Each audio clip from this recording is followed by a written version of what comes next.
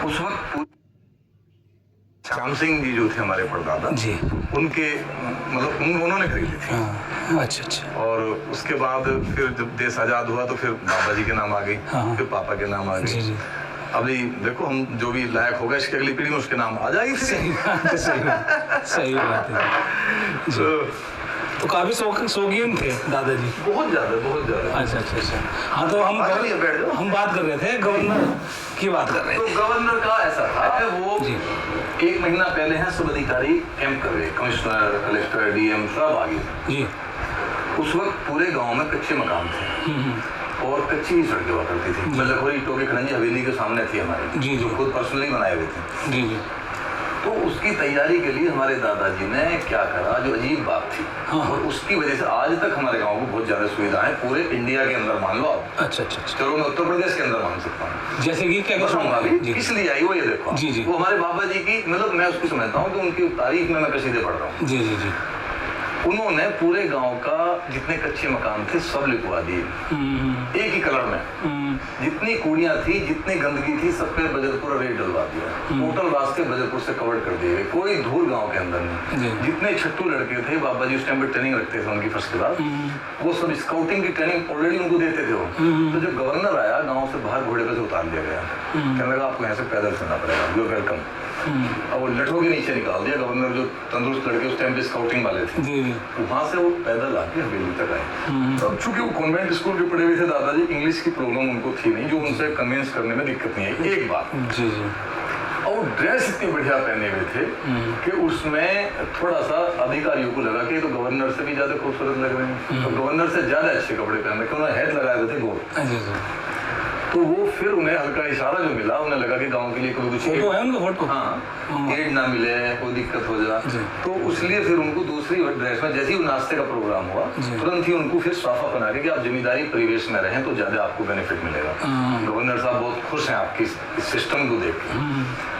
तो जब भी हमारे गांव में अंडरग्राउंड टंकी सिस्टम हर जाति के लिए उसी वक्त का आज भी अंडरग्राउंड सिस्टम है, जो आज गवर्नमेंट चाह रही है ना कि हर गांव में टंकी लगे। जी जी। हमारे गांव में 1939 का हर जाति के लिए टंकी सिस्टम 1939 में जब मेरठ में भी गवर्नर डीएम नल से पानी पीता था, जब की बात बता रहा हूँ। और हाँ, और वेटनरी अस्पताल उसी टाइम बन गया था। गर्ल्स विंग लड़कियों का स्कूल उसी टाइम पे बन गया था। पीएचसी प्राथमिक चिकित्सालय उसी टाइम पे बन गया था। और बताऊं सबसे बड़ी बात, आयुर्वेदिक अस्पताल उसी टाइम पे बन गया था। आज भी मेरठ में मुख्य गांवों में है नहीं, बड़े बड़े ब्लॉकों में नहीं है जी। और अभी प्रधान बनने के बाद में हमने उसे दर्जा भी उसका बढ़वा दिया। हमारे यहाँ रिसर्च भी हो रही है और व्यायाम भी होते हैं। आयुर्वेदिक हमारे यहाँ जो अस्पताल आज की तारीख में है वो हो सकता है कि देहात का सबसे अच्छा अस्पताल हमारे यहाँ आज भी चल रहा है, आयुर्वेदिक वाला। बहुत दूर दराज के गाँव के लोग आते हैं, जिसमें कि ये स्थिति बड़े किसी गांव में होनी चाहिए थी। ठोड़ जैसे, सांजापुर जैसे, भटीपुरा जैसे या सावदे जैसे, मतलब जो बड़े बड़े गांव, छोटा सा गांव, इतनी सुविधा, ये केवल हमारे दादाजी की मेहरबानी थी। और गांव का प्यार उनके प्रति बहुत जाता था। और वो इतने सॉफ्ट नेचर के आदमी थे कि पूरा गाँव उन्हें 85 में गुजर गए थे। मैंने उन्हें थोड़ा सा देखा है, वो गोली से निशाना बड़ा सटीक मारते थे। अच्छा। तो मैं उनके साथ खेत पे 1-2 बार जाता था।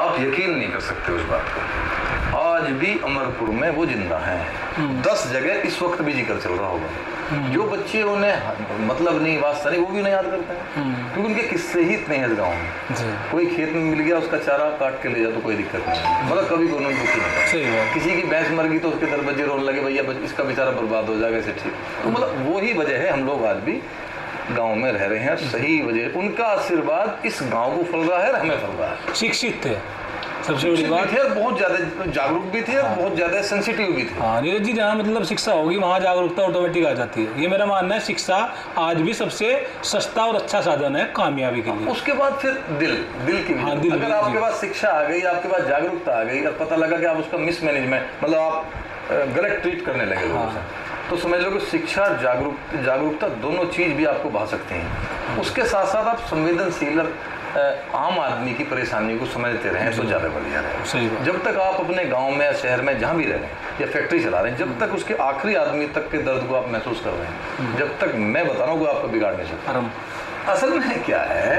ये जमीन, पहली बात तो 5000 बीघे इक्का दुक्का किसी के पास है। जी जी। और वो कई कारणों से उन्होंने एक सोसाइटीज बना ली हैं। जी जी जी। और उस वजह से वो मेंटेन कर पा रहे हैं उसे।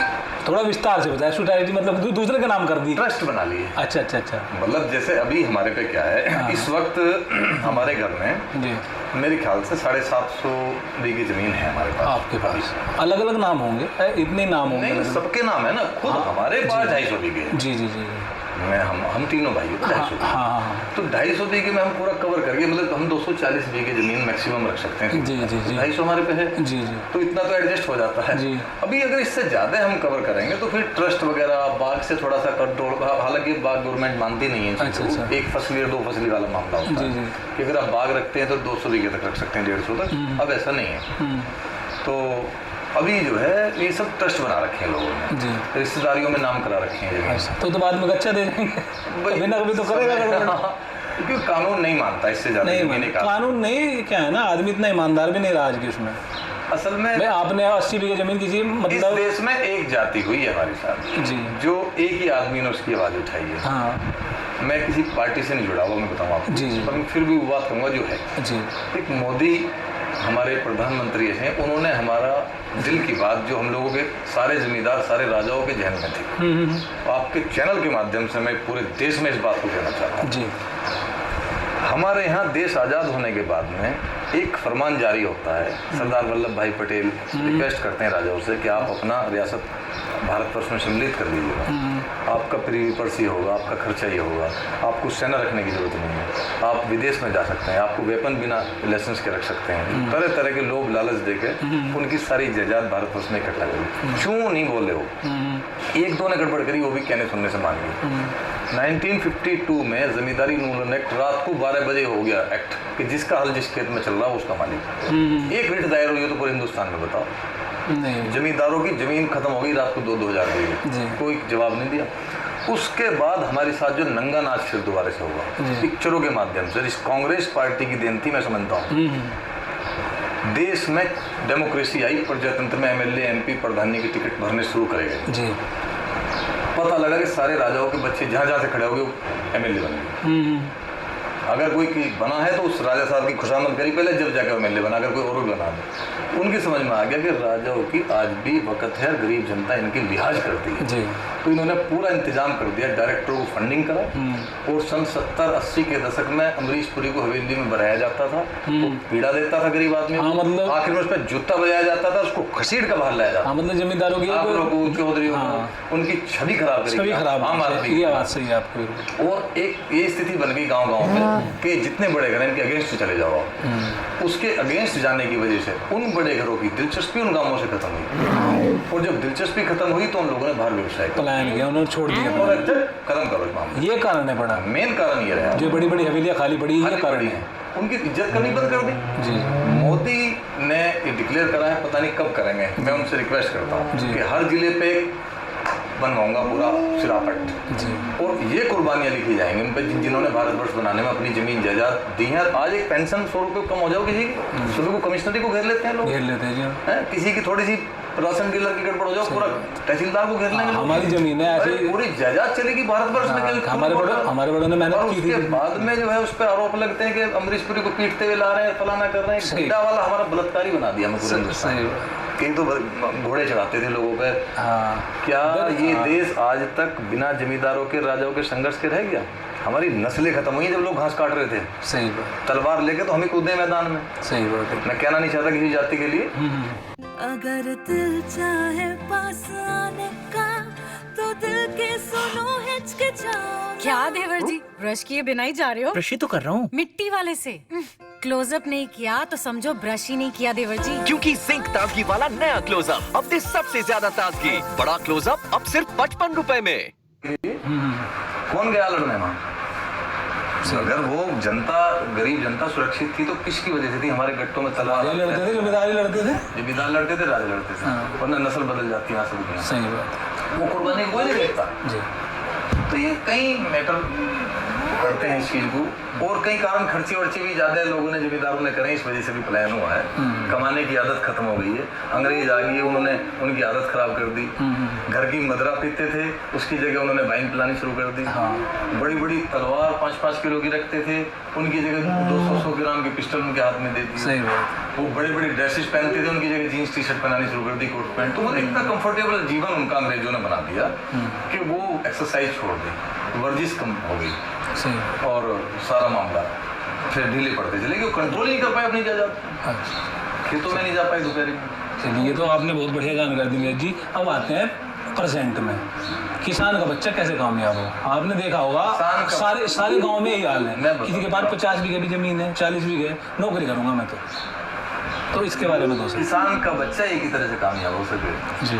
किसान के बच्चे को एक तो हमसे दूर रहना चाहिए, वाहन, मोटरसाइकिल, स्कूटर, कार क्या जरूरत है किसान को, बिल्कुल सही बात। ये एक तो उसकी दुश्मन है जी, और एक उसे फिजूल खर्ची से बचना चाहिए। और चौकड़ीबाजी, जब तक वो उस मंजिल को ना कवर कर ले जहाँ तक उसकी जरूरत है जी, मान लिया परेशानी में है, तो उसका सबसे अच्छा निदान है जी कि वो खेत से आके टीवी ना देखे, ये टीवी देख ले, सो गया दोपहर में, एक तो उसका दिमाग दुरुस्त रहेगा, एक वो खर्चों से बचा रहेगा, एक चौकड़ी से बचा रहेगा, और अपने बच्चों में रहेगा। घर की बात होगी, घर की तरक्की की बात होगी, वो उस टाइम को निकाल दे जब उसका गलत समय चल रहा हो, जब उसके कर्जे का समय चल रहा हो, जब उसकी परेशानी का समय चल रहा हो। तो एक पढ़ाई के माध्यम से वो उससे ऊपर आने का एक मात्र विकल्प है एजुकेशन। और एजुकेशन वो अपने बच्चों को जरूरी नहीं कि कॉन्वेंट स्कूलों में दिया, घर में बैठ के भी दिया सकता है, और साथ साथ संस्कार का भी। अपने परिवार में बैठे जब बात करोगे तो संस्कार बच्चों में मिल रहा है। मेरे भाई हैं, उन्होंने JNU से MBA करा था, सॉरी MA, फिर MPhil करी थी, यानी कि कोई मास्टर डिग्री नहीं है। उनके दिमाग में आई सिविल सर्विस की तैयारी कर रहे थे, आज मुझे नौकरी कर, वो गए 5000 रुपये की नौकरी, हाँ भैया मुझे नौकरी दे दो। 1 महीने के अंदर अंदर उस कंपनी के चीफ ने सरेंडर कर दिया हमारे भाई के सामने कि आप यहाँ बैठे हो, हमारी बेइज्जती है, आप एक काम करो, 35 अगले महीने 35,000 तनख्वाह हुई उनकी, उससे अगले महीने 1 लाख हुई, उससे अगले महीने 2 लाख हुई, आज 3 करोड़ का पैकेज। कोई डिग्री नहीं है उनके पास, कोई मास्टर डिग्री नहीं है, एक आम पढ़ाई है, केवल मेहनत, शासन और सुशासन और संस्कार। ये जिस आदमी के अंदर होंगे, कर्मठता, ईमानदारी, अनुशासन, वो कभी जीवन में जहाँ भी जाएगा मकान होगा। किसान के साथ हुआ क्या है, किसान एक दूसरे को देख के हिरस करने लगा, थोड़ी जमीन में और उसमें वो गाड़ी ट्रैक्टर लिया था 20 बीघे में, ट्रैक्टर क्या जरूरत है 20 बीघे वाले को ट्रैक्टर नहीं करना चाहिए। उसे केवल क्या करना चाहिए, अगर 20 बीघे जमीन है और उसे लग रहा है कि तेरे एक लड़का एक लड़की है, उन्हें पढ़ा लेगा उसको। लड़की की शादी, पढ़ाई अच्छी करेगा तो अच्छी जगह होगी, सही बात। लड़के की नौकरी लग गई तो वो 20 बीघे जमीन बहुत हो जाएगी उसके लिए, और जो लड़के की नौकरी नहीं लगी तो 20 बीघे उसकी बिकेगी, बचेगी बिल्कुल किसी हाल में। सही बात। तो नौकरी तो एक मजबूरी होगी किसान की बेचारे की करनी, और फौज से अलग इसको कहीं मिलती नहीं, तो इससे बढ़िया एक बार में वो फौज में नौकरी कर ले। खेती में गुजारा बड़ा मुश्किल है, गवर्नमेंट की कुछ नीति सुधरेगी तो कुछ हो जाए, महंगा ज्यादा हो गया खेती, महंगाई, तो किसान कुल मिला के खर्चे से बचे।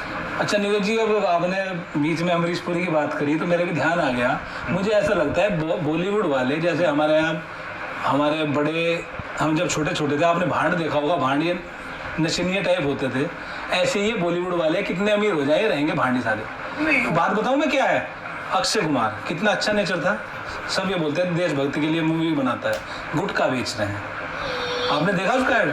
तो ये मतलब समाज को क्या सिखाएंगे असल में हम तो उनके सामने कुछ भी नहीं। हम आपने मेरी वीडियो देखी, हर वीडियो में हम ये बोलते हैं नशे से दूर रहें, किसान का बच्चा किसान का परिवार नशे से दूर रहेगा, मतलब हम तो बहुत छोटे हैं और वो उल्टा कर रहे हैं, जबकि उनके पास पैसे की कोई कमी नहीं है, गुटखे का प्रचार कर रहे हैं। होता क्या है, जिसे हम तरक्की समझ लेते हैं ना, पैसे की पहले गए, हम अच्छे आदमी हैं, हमारी 2-4 पिक्चर बढ़िया सुपर हिट हुई, हम और अच्छे इंसान बन गए, उसके बाद हम थोड़े बड़े हुए और अच्छे इंसान बन गए, कहीं ना कहीं रास्ता गलत भटक ही जाता है। जब तरक्की ज्यादा प्रशंसा किसी व्यक्ति की होने लगती है, क्योंकि चढ़ाई के बाद फिर क्या है, उतार है, साइकिल है जीवन। तो ज्यादा तरक्की या ज्यादा प्रसिद्धि प्राप्त करना भी नुकसान है। अब जितने बड़े बड़े बॉलीवुड के एक्टर हैं ना, सारे गुटखा बेच रहे हैं। इन्हें जो है वो इनके साथ है क्या, अभी हमें हालांकि कमेंट नहीं करना चाहिए ऐसे मामले, पता नहीं क्या वजह रही होगी, पर मेरे ख्याल से इन चीजों पर जिम्मेदार व्यक्ति का काम नहीं है। और वो चीज है ऐड करनी। सर कमेंट करना चाहिए, वो अभियान पे कर सकते हैं। स्वच्छ अभियान के ब्रांड एम्बेसडर थे।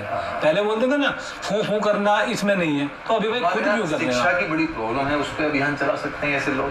भाई हमारे यहाँ पिक्चर के हीरो को बड़ा समझा जाता है, बड़ा सोचा जाता है, इनके बारे में ख्याल है लोगों को। बच्चे देख देख के बड़े होते नहीं हैं। देखते हैं, उन्हीं बड़े होते हैं। तो जो जमींदारों की बेकदरीन पिक्चरों के एक्टरों ने तो करी है, तिलक लगा लगा के इनको जो है मतलब इनका उपन्यास कर दिया। और अब कर रहे हैं, अब गुटों में ये अब मतलब कश्मीर की कश्मीर फाइल। कश्मीर की पिक्चर दिखाने की क्या जरूरत है, क्योंकि इफेक्टेड है सिनेमा हॉल। जी आज बीजेपी कर रही है। जब कांग्रेस ने करा था कि इन जमींदारों को कैसे खत्म करा जाए, तो उन्होंने जमींदार पिटवाने शुरू कर दिए। जी आज इन्हें लगता है बीजेपी वालों को कि भाई हिंदू मुस्लिम कैसे बनाया जाए, तो आज इन्होंने की पिक्चर दिखा दी लगा। क्या जरूरत थी इस चीज की? कुछ नहीं। तो अमन चैन की व्यवस्था अब भी मतलब हमेशा राजनीति हावी रही है हमारे यहाँ। और आम आदमी का तुम एक बात बताओ, जी ये जो 1952 में चलो जो राजा खत्म हुए थे उनसे जमींदार, क्या ये जमीन वालों के लिए था? क्या बनिए बाटू या जिनके पास 10,000 किलो सोना या 1 लाख क्विंटल सोना है, क्या उनके लिए लागू नहीं होनी चाहिए थी? उनके लिए एक आम जनमानस बनाना था उन्हें, देश आजाद करके। एक गांव का जमींदार वो पूरे गांव का मालिक है और 15 आदमी या 100 आदमी उसके नौकर हैं। हम उस व्यवस्था को खत्म करने जा रहे हैं, सबको बराबर दर्जा देना चाह रहे हैं। चलो उसकी तो तुमने बेचारे की प्रॉपर्टी सारी बांट दी, बराबर कर दिया, बहुत अच्छी बात है। और उसी के बराबर में एक सेठ जी थे जो ना घोड़ा रख रहे थे ना रथ रख रहे थे, तो अंदर वो 50 कुंटल सोना चांदी लिए बैठे थे। जी जी उनकी भी तो बांट के दे देते जरा सबको। उनके लिए कुछ करते हैं।